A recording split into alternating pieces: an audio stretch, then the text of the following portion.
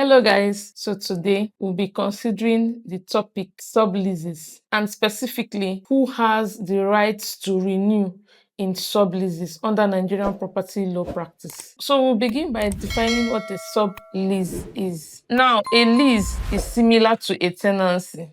In fact, a lease is a tenancy, but a lease more appropriately is when a tenancy is beyond 3 years. So leases are for long-term durations. In a lease agreement, the owner is called the lessor, while the person that or the tenant that occupies the premises is now called the lessee. So the basic thing with a lease is that in a lease arrangement, the lessor, that's the owner, gives the lessee the right to use the premises for a time and for a fee.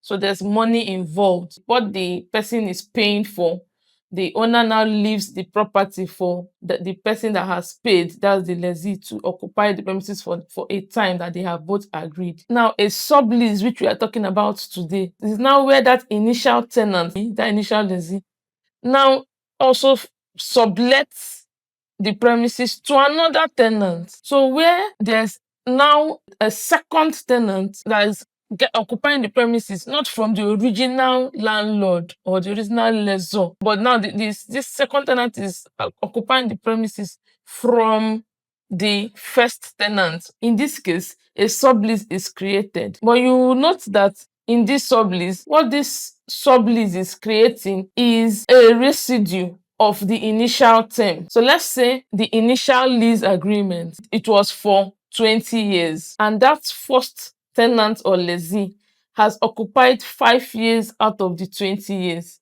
but for some reason doesn't want to occupy the premises again for whatever reason. And the agreement between this first tenant and the landlord, in the agreement, the landlord has permitted him to sublet, because in an agreement, the landlord can permit you can sublet, but with my notice. So if the agreement states that, oh, you can sublet, but with notify the landlord, then it means you can actually sublet. So let's say now that initial tenant or a lessee has occupied 5 years out of 20 years. So the residue, that is what is left of his lease agreement, is 15 years.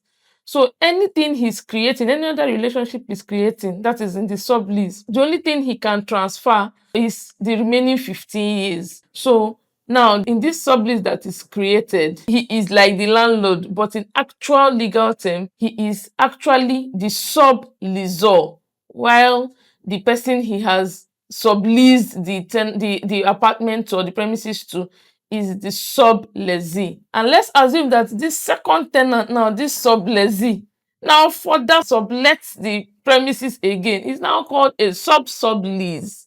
So the subs keep increasing as long as you keep going down the value chain. So these are the actual terminologies to be used. And again, let's assume that that second tenant has now, out of the 15 years, he used up 5 years out of the 15 years, and now further wants to sublet the premises. So that is now called a sub-sublease, and he can only sublease the balance of 10 years. So that is how the chain keeps going. So this is called a derivative chain in property law practice. So now, under Nigerian property law practice, all these chains are separate, although they are derivative from the original head lease and the head lessor, but they are separate and distinct arrangements, and there's privity for each party. So the arrangement between the sub-lessor and the sub-lessee, they are privy to their contract, and the sub-lessor cannot claim anything against the head lessor because he doesn't have any agreement with the head lessor. Rather, he has an agreement with the head lessor's tenant or lessee, who has now sublet to him. So he can't claim anything. The person in the second chain cannot claim anything from the first chain, and that's the same way it applies, as deeper as it gets. So you can't claim anything outside the party you are contracting with. And this principle is derived from the principle of privity of contracts, or in this case now it's called privity of estate, since we're now dealing with estates and real property and estate law. Now, recall that our topic has to do with renewal rights, and this topic was derived as a result of current issues. Now you see, based on the Land Use Act of Nigeria, there have been leases that have been created for a term of 99 years based on the 99-year term that has been given by a certificate of occupancy. Now, what has happened is that there are several instances, particularly on the island in Lagos, Nigeria, where the owners of properties that were able to obtain certificates of occupancy for a term of 99 years, rather than sell out their interest in their property entirely, or just by doing complete assignments of the property, they rather entered into long lease agreements. Now, typically in these long-term lease agreements, there's this option to renew. The clause will typically state that if the lessee, that is the tenant, wants to renew this lease agreement before the lease agreement expires, the option to renew clause will state that 6 months to the expiration of the term, the lessee can apply for a renewal, and the consent to renew it will not be unreasonably withheld, except if the lessee has breached the covenants or the clauses in the agreement. So typically, that's the way that clause, the option to renew clause, is worded. The bottom line is that there are obligations for the lessee, that's the tenant, to perform. So typically, that option to renew clause will state that if the tenant, the lessee, has not breached any of the obligations or covenants, they are called covenants, in the agreement, then the option to renew will be almost automatic, as long as he has applied for and requested for that option to renew the term. Now, from this scenario, this example that I have painted, recall that the lease term is a very long term, 95 years. Most likely, the original lessee, the tenant, may have passed within that time period. Even if the person has not even passed, and at some point the person just wants to sublet that premises. So let's say now the person has taken 20 years off the lease agreement. So from 95, you subtract 20. So what the residue is now 75 years. And after 20 years, he now wants to sublet the premises. He now sublets the remainder of the 70-year term. And let's say further down the line, that person also uses the property for another 50 years and still sublets again.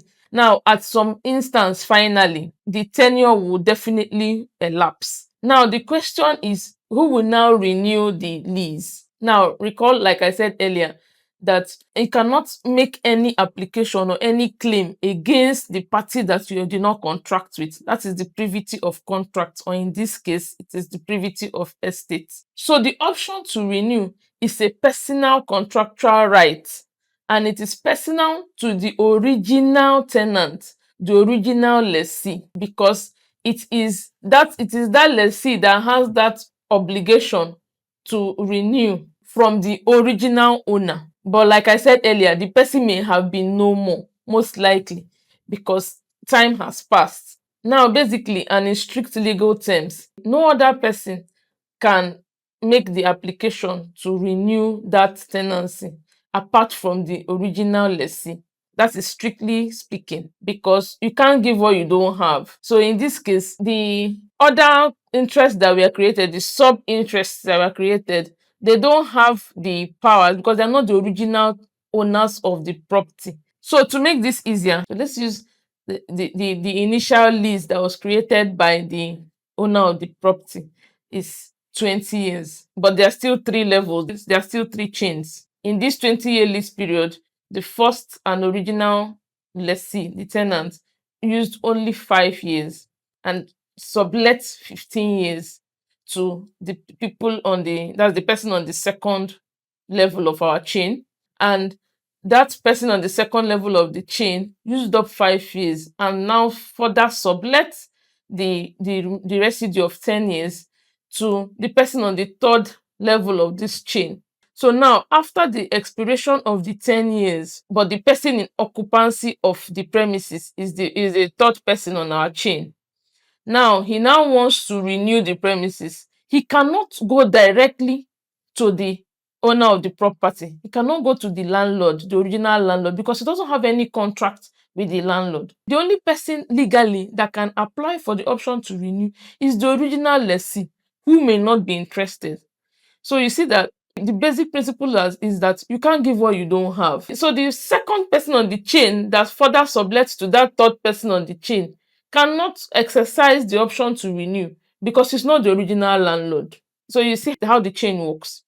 That is where you now see, strictly speaking, the law of privity of estates, law of privity of contracts, because you can't claim anything, you can't make any application to anybody that you didn't contract with. So that third person that is occupying the premises cannot ask for anything because he doesn't have any right to ask for any renewal from the person that sublets to him, since the person that sublets to him is not the original owner. So now, how do you call this in practice? So what can be done practically is that in the different sublease agreements that were created, the option to renew should be contained in each of them. And typically, it will state that with the consent of the original lessee, that is the original tenant, the current occupants can always directly apply to the original owner, the head lessor, for the right to renew.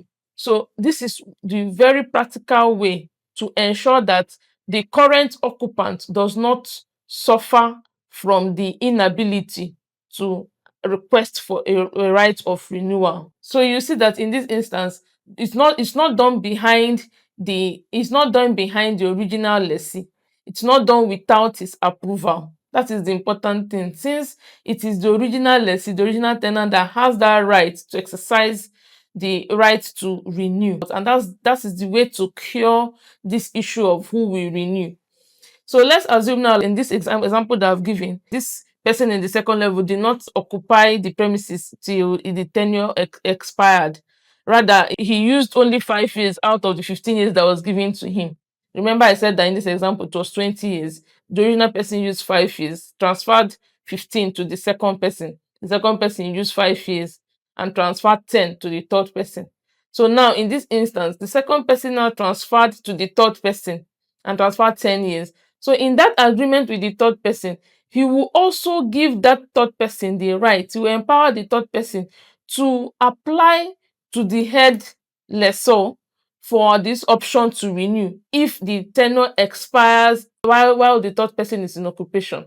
So again, you see that the authority still derives from the first person's authority that was given to the second person. So you can see that at the end of the day, the privity of estate is still maintained, because you cannot now get what you don't have. So if the original lessee, the original tenant, has empowered the second person can also empower the third person.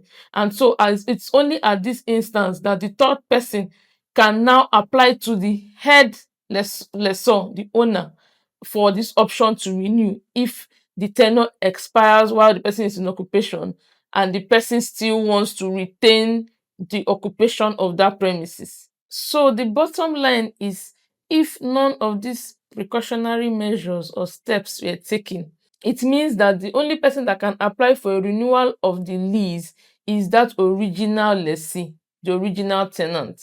So where you don't want this to happen and you want to prevent this issue of going to look for that original lessee, the original tenant, then you have to ensure that these precautionary steps are taken and the authority is passed from one person, the original person on the chain, to the next person and to the next person. So that is the only practical way around it. Otherwise, because of the law of privity of contracts or privity of estates in this instance, no other person can exercise that option to renew apart from the original lessee in this derivative chain. In conclusion, it is very important, it is very crucial for you to engage the services of a real estate practitioner before you enter into such arrangements, so as to ensure that your interests are well protected and that you do not shoot yourself on the foot. I hope you got value from this video. Please kindly make your comments in the comment section below. Also, please do well to like this video so that you can encourage us. And also, please subscribe to the channel. I'll see you in my next video. Bye.